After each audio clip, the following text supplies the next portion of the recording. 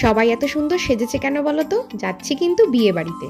তোমাদের মনে আছে তো, যাদের দুদিন আগে আমি আইবুড়ো ভাত খাইয়েছিলাম, আমার দাদা আর হচ্ছে আমার বান্ধবী, ওদের দুজনের কিন্তু আজকে শুভ দিন।